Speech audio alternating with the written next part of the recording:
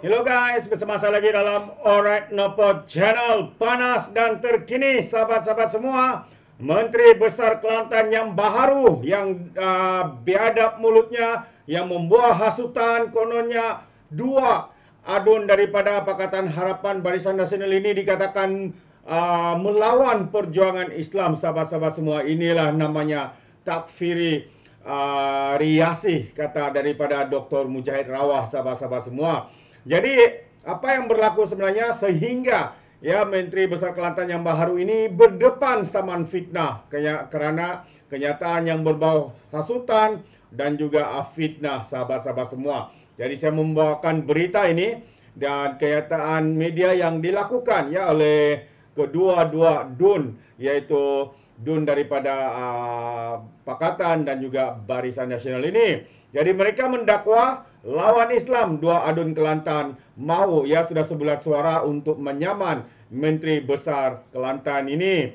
Jadi dua adun pembangkang di Kelantan menuntut permohonan maaf daripada Menteri Besar Muhammad Nasruddin Daud susulan kenyataan yang mendakwa mereka menentang perjuangan Islam. Adun Kota Lama Dr. Hafizah Mustaqim dan Adun Galas Muhammad Syabuddin Hashim memberi tempoh selama 7 hari kepada Nasruddin dan tindakan mahkamah akan diambil sekiranya dia gagal berbuat demikian. Kegagalan Menteri Besar melaksanakan permohonan maaf secara terbuka ini mengundang kepada tindakan undang-undang yang memfailkan saman sivil di mahkamah. Kita tidak boleh berkompromi dan membiarkan ucapan serta budaya pemecah belah umat berterusan dalam negeri ini. Katanya sebagai Menteri Besar, sewajarnya pendekatan perpaduan dan penyatuan menjadi pilihan berbanding tuduhan melulu serta menyamai benih-benih keliru. Jelasnya pada satu sidang media di Kota Baru, Kelantan hari ini. Terdahulu Nasruddin dalam rakaman video yang tular mendakwa kemenangan PAS dalam pilihan raya di Kelantan baru-baru ini adalah kemenangan perjuangan Islam. Dia juga menyifatkan 2 kursi yang dimenangi PSBN selepas menewaskan calon PAS di kawasan Terbabit sebagai milik pihak yang menentang perjuangan Islam. Kenyataan itu dibuat dalam kuliah agama di Medan Ilmu Kota Baru Jumaat lalu. Muhammad Syabuddin berkata, Menteri Besar yang baru dilantik itu secara sedar dan jelas menamakan 2 kursi DUN Kelantan yang dimenangi PAS dan BN diwakili mereka yang menentang perjuangan Islam. Tambahnya, seramai 10.000 pengundi Galas yang mengundi BN dan 9.000 lebih pengundi DUN Kota Lama yang mengundi PAS amat tersinggung dengan pernyataan Menteri Besar ini yang dianggap sebagai melampau dan ekstrim. Pernyataan menentang PAS seperti menentang perjuangan Islam adalah budaya takfiri yang boleh memecah belahkan rakyat dan masyarakat. Pastinya, katanya, kenyataan ini menjurus kepada perselisihan faham, yakni menuduh pengundi BN sebagai penentang Islam, sedangkan saya sebagai seorang Islam yang lahir dan insya Allah mati sebagai Islam tidak sesekali akan menentang Islam, katanya. Dalam pada itu, dia juga meminta Menteri Hal Ehwal Agama, Mufti serta alim ulama memberikan pandangan berkaitan kenyataan Menteri Besar Kelantan itu. Ternyata tutur katanya amat berbeza dengan Menteri Besar Kelantan sebelum ini, yaitu Ahmad Yaakob, kata Syabuddin. Itu antara kenyataan daripada pihak rakyat yang mengundi kepada kedua-dua calon yang memenangi yang dikatakan menentang perjuangan Islam ini. Jadi satu lagi kenyataan daripada adun Kota Lama ini menyatakan ini adalah khurafat politik, kata adun Kota Lama. Khurafat politik, apakah yang dimaksudkan itu, sahabat semua? Jadi menarik juga untuk saya kongsikan. Ahli Dewan Undangan Negeri adun Kota Lama Dr. Hafizah Mustaqim menyifatkan kenyataan Menteri Besar Kelantan Muhammad Nasruddin Daud sebagai khurafat politik. Ini selepas Nasruddin mendakwa Hafizah dalam gambar itu dan adun Galas sebagai menentang perjuangan Islam.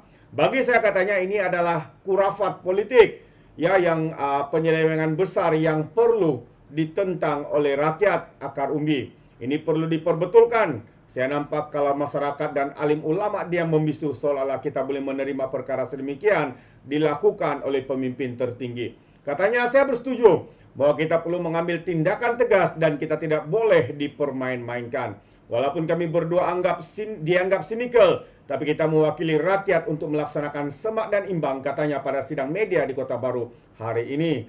Hafizah dan Sabudin menuntut Nazruddin memohon maaf ya secara terbuka dalam tempoh 7 hari. Sekiranya gagal, maka mereka akan melakukan saman sivil ke atas individu ataupun ketua menteri besar menteri besar Kelantan yang baru ini.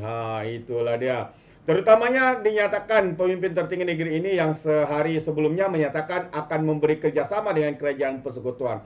Ya, sehari sebelum membuat satu hasutan, kenyataan fitnah, kenyataan takfiri seperti ini sahabat semua, Menteri Besar Kelantan ini kononnya ya akan menyatakan akan bekerja sama dengan kerajaan pusat. Tapi hari ini selepas sehari saja memberikan kenyataan itu, keluarlah satu ucapan yang kita boleh lihat sebagai satu ucapan yang menyesatkan, satu ucapan yang boleh mengelirukan dan menyemai kebencian ya, dan juga fitnah kepada pimpinan dua pemimpin daripada PSPN yang menang pada PRN ini, sahabat-sahabatnya. Jadi ini amat jelas bertentangan dengan semangat federalisme, tidak menghormati langsung bahwa dalam negara demokrasi ada pilihan rakyat untuk memilih kita.